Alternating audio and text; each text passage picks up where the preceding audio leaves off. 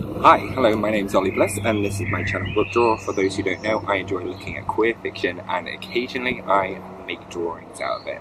Today I'm with you outside the John Lennon building, which is in Liverpool. I've just been doing a week-long residency, a research residency with Gwendolyn Art Gallery. Gwendolyn is a delightful little gallery space which is born from a Wendy house by the wonderful John Edgy, who has been looking after me all week. Really fantastic guy.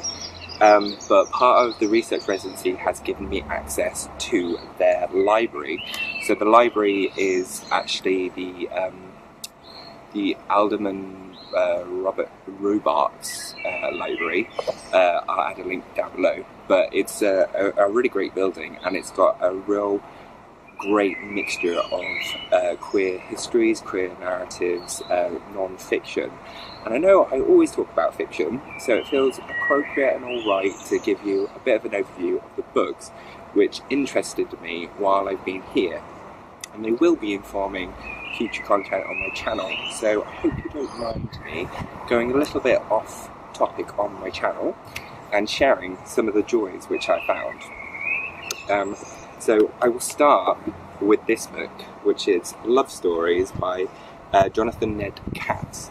Now, the reason why this one is particularly interesting to me is because when I was reading through this, I found that actually there was a chapter all about the wonderful Herman Neville, who wrote Moby Dick, which is a future video which I will be discussing, but it actually drew in additional reference and kind of arguments around his sexuality, and there was like some kind of newspaper magazine of its time called The Whip, and so having a chance to actually complement some of the research that I've been doing with in terms of looking at Moby Dick with a queer lens, and actually then kind of almost affirming some of my assumptions which I've made about him, was really cool to be able to go, ha, I know it, and draw some of that out. So I'll be using that in a future video to discuss that in more detail.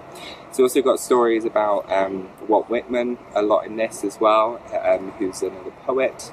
And it's got some fantastic images alongside that inside, so it was nice to actually be able to have a flick through and learn a bit about this. So the next one is Jeffery Weeks, and this is Against Nature, so it's essays on history, sexuality and identity. And this is kind of a seminal read, I would say. This is one of those reads which, through in terms of other queer studies related activities that I've done in the past, Jeffery Weeks is someone who was kind of repeatedly referenced, and he is referenced in other books, but was very interested at the time in terms of what it meant to be a homosexual, or the different variations of homosexuality in terms of like lesbianism, bisexuality, what it means in terms of personal identity, the role of cottaging, what else? There's all sorts. But what I've also enjoyed is, because again, scan reading, being led by other people's interests and other people highlighting certain passages in this, and almost having little discussions between the person who was there previously and those who come afterwards. Like someone's actually written hello across this, which I find hilarious. So that's it was interesting to scan some of this. Haven't read through all of the chapters in this. It's exploring things like morality, it looks at the AIDS epidemic, it also refers to grids, which I'd totally forgotten about, but grids is gay related, I'll put the whole acronym down below, but it's like gay related something disease, infectious diseases, that's it. So that was what AIDS was referred to before they knew exactly what it was, and so that's almost how that kind of identity of the AIDS epidemic and being gay has also been aligned to each other, and how it created this negative connotation association with them. So it was interesting to be able to scan through some of those bits, and I've taken lots of pictures to give me some more insights in the future. But I think if you want to get a sense of our history of its time, this is a great book. The next one that I'm looking at as well, this has possibly been the most useful in terms of for this residency, in terms of looking at our history and narratives related to British history, so both in Manchester and in Liverpool, actually finding out what kind of narratives have been discussed in the past, the impact on law and all those type of things. What I particularly liked is when they were doing raids that, like in the 1960s, police used to actually have blotting paper, and they would put pat the cheeks of young gay men to check to see if they had been using rouge. And that was a marker of them being effeminate. And so I found doing that kind of reading quite interesting in terms of the different approaches and the way in which the law was enforcing how we could live and express ourselves. And it's really interesting in terms of like general rights. We're able to live day to day without having any interaction with the police in England, in the UK as well.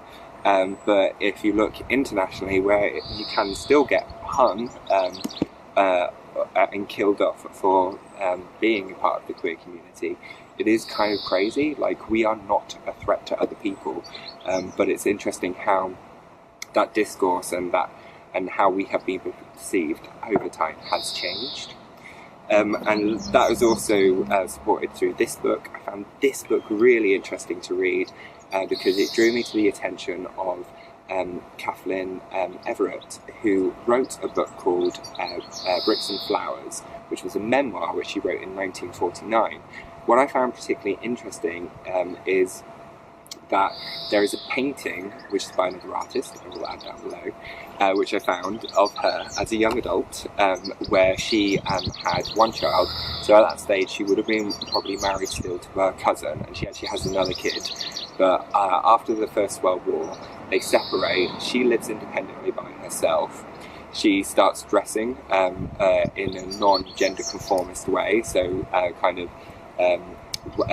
jackets and different attire to the general aesthetic of what was womanly at the time. She's of the period where